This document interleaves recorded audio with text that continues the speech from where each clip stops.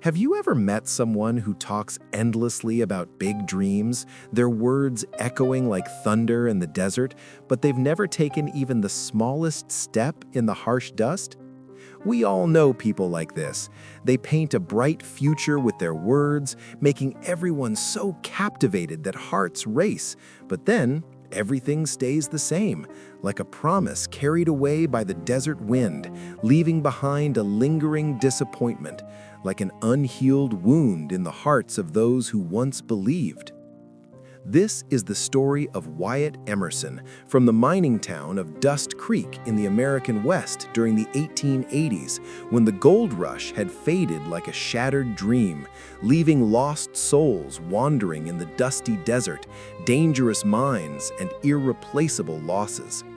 Here, every gust of wind howls like the cry of lost souls, a reminder of shattered dreams and unending pain. Dust Creek was a dying town where the scorching sun burned away all hope and dust swirled around like a veil hiding all the pain. The gold rush had long passed, leaving broken men with empty eyes, starving children wandering the dusty streets, and an old rickety bridge crossing a deep gorge that had claimed too many lives. Every time the wind blew, it was a reminder of death lurking, chilling the hearts of all. Wyatt was the best speaker in town, his voice as warm as a campfire on a cold night, but with such persuasion that it made everyone forget the harsh reality. Every night at the saloon, under flickering oil lamps reflecting weary faces, he painted vivid pictures. I will plant a garden to feed the whole town, where fresh vegetables will banish hunger and children can laugh and play without worrying about tomorrow. I'll fix that death trap of a bridge so no one will fall into the deep gorge, no more cries echoing through the night. I will teach orphaned children to read and give them a future so they don't have to live in the shadows of the mines, but fly high like free birds in the desert sky. People listened, their eyes lit with hope, hearts racing as if they had found light in the darkness. Everyone believed, everyone clapped, but month after month, year after year, those promises were nothing but a whisper of wind, leaving behind a growing disappointment like dust accumulating in everyone's heart. One scorching midday, as the desert wind howled like a mournful cry, Wyatt walked past the hut of old Samuel Thorne. Samuel, 70 years old, a survivor of the California gold rush, with scarred, calloused hands, was silently patching his tattered tent, sweat dripping like tears for the past that was lost. Wyatt stopped, curiosity in his voice. "Mr. Samuel, why are you fixing the roof so carefully? No one ever comes through here. The wind will tear it apart tomorrow, just like it tears apart our dreams." Samuel didn't immediately look up, sewing each stitch carefully, as though mending his own wounds. Finally, he spoke, his voice hoarse like sandpaper, filled with the accumulated pain of the years. "The roof doesn't need to be seen, son. It just needs to stand firm when the storm comes, to shield a lonely soul in this desert." Wyatt laughed, his voice confident but now sounding a bit forced. "I'm planning to dig a well for the town. I've drawn up the plans, and it'll bring cool water to this scorching heat." Samuel looked at him, his eyes deep like a canyon. "When will you start?" "Soon. I'm waiting for better tools from the city." Samuel squinted, his voice low but sharp. "I've heard you talk about the garden, the bridge, the school for orphans. Which one are you working on now?" Wyatt's smile froze, as if the desert wind had paralyzed him. Samuel finished the last stitch and whispered, but the words cut deep. "Busy talking or busy doing?" That question hit Wyatt like a hammer, making him stagger, memories flooding back like a sandstorm. That night, under the cold desert moonlight casting long shadows, Wyatt couldn't sleep. The wind howled outside like the voices of everyone he had let down, each gust carrying a whisper of reproach. His father's last cry from the collapsed mine echoed in his mind, full of pain and despair. His mother's dying whisper, "Don't just talk, Wyatt. Do something lasting so you don't live with regret like I did." Tears welled up, hot on his cold cheek, real tears for the first time in years, mixing with the pain, making him feel like the desert was swallowing his soul. At dawn, when the sun rose blood red like the dreams that had shattered, Wyatt made a decision that no one knew about, his heart pounding like a war drum. He didn't tell anyone, afraid that his words would again dissolve his resolve. He took an old hammer, a handful of rusty nails, and some leftover wood from abandoned mines and walked to the bridge over the gorge where the wind howled like a warning from hell. The bridge was worse than he remembered, the rotting planks creaking underfoot, the broken ropes swaying like a death invitation. A strong gust of wind could kill, and the memory of his father falling into the abyss made him tremble. Wyatt knew little about bridge repair, but he started anyway, driven by pain, as though trying to atone for the past. He worked 2 hours every morning before the sun grew too hot, sweat mixing with the dust, forming a painful mud. Splinters of wood cut his hands, blood flowed, but he gritted his teeth and endured. His back ached as though whipped. Twice he nearly gave up, sitting at the edge of the gorge, the wind mocking him, tears falling as he thought about his mother, but that memory pushed him to stand up. "I can't stop.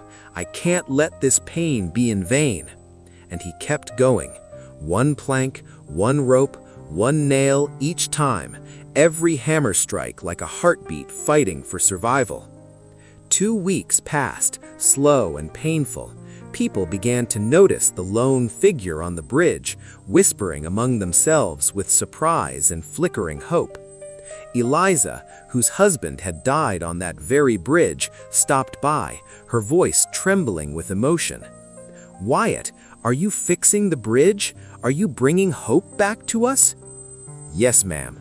No speeches, just the sound of the hammer, like a true promise. Then Timmy, the orphaned boy who had lost his father in the bridge collapse, appeared, his eyes glistening with tears. "Can I help? I don't want to lose anyone else." Wyatt handed him some nails, and they worked together in silence, but that moment was full of warmth, like an embrace in the cold desert. The next day, Timmy's foster father brought better tools. His voice choked. "You're saving us, Wyatt." Then the miners brought wood. The cowboys brought rope, sharing their own stories of loss, creating an emotional community. They came not because Wyatt asked, they came because they saw something real happening, a spark of hope amid despair. 3 weeks after starting, the bridge was finished, under a fierce test of wind. Not perfect, not beautiful, but solid, as sturdy as renewed hope. The first child ran across, laughing, their joy echoing like it banished the darkness. The first miner crossed, carrying ore, his eyes glistening with gratitude. No one gave speeches, but every gaze at Wyatt now held something new. Deep respect, like seeing a true hero. Wyatt went to see Samuel again, his heart still resonating with the moment of completion. "I've fixed the bridge." Samuel smiled faintly, his old eyes twinkling. "I crossed it yesterday. It's solid." "It's not perfect." Samuel nodded. "Perfection doesn't exist here, son. What matters is what's done. What's real matters, like the hope we found again." Wyatt sagged down, his voice emotional. "I always thought I had to plan everything perfectly before I started." Samuel looked out at the desert, his voice deep with experience.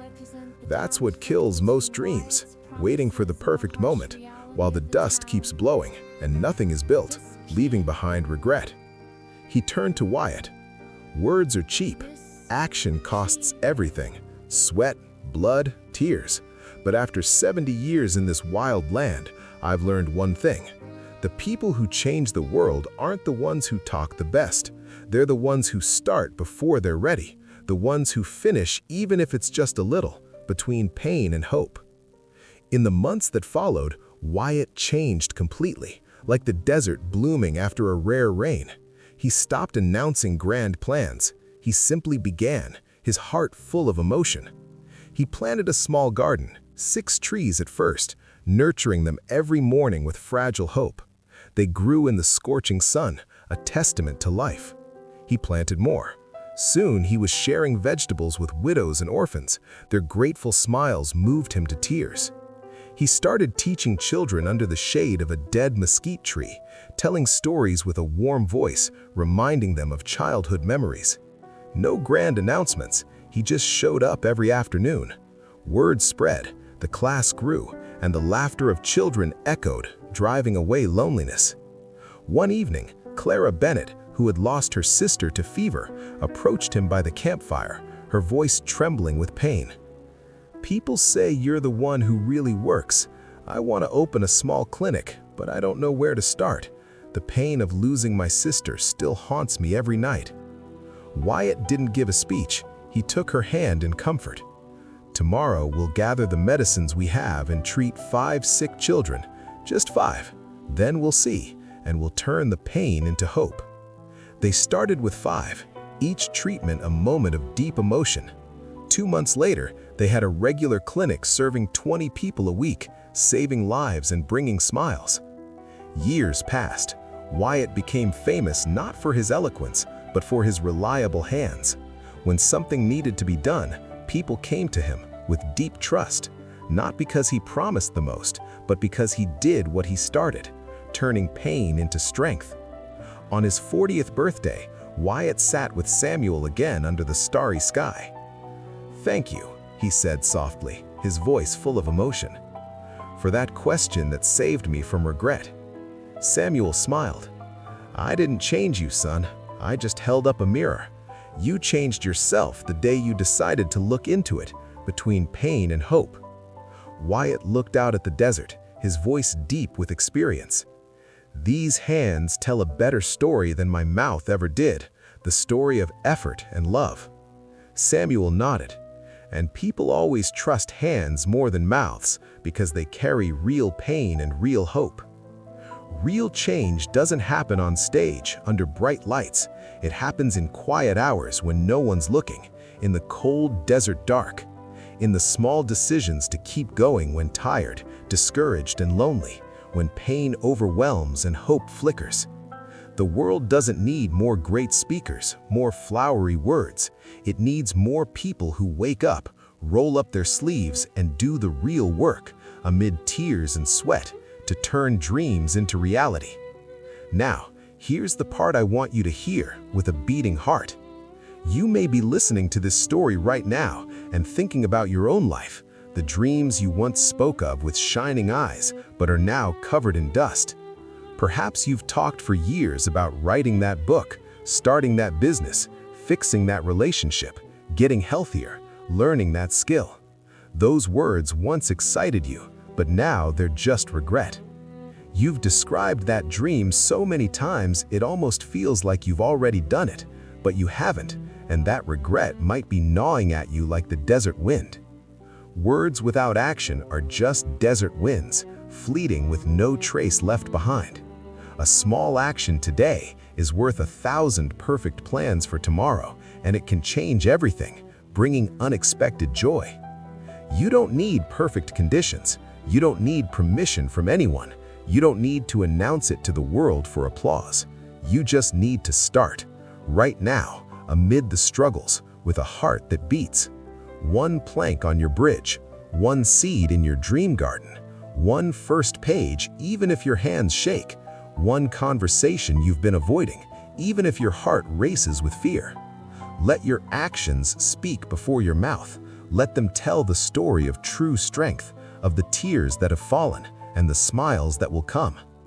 If this story finds you at the right time, do one thing before you close this video. Take the smallest step towards what you've been talking about and feel the joy spread. And if you want more stories like this, stories that truly push you to act, that touch your heart, hit the subscribe button and turn on the bell. Welcome to Deep Life Stories. We don't just tell stories, we remind you that your story is still being written, one small action at a time, between pain and hope. Start today, or regret tomorrow with long nights of lingering sorrow. See you in the next story.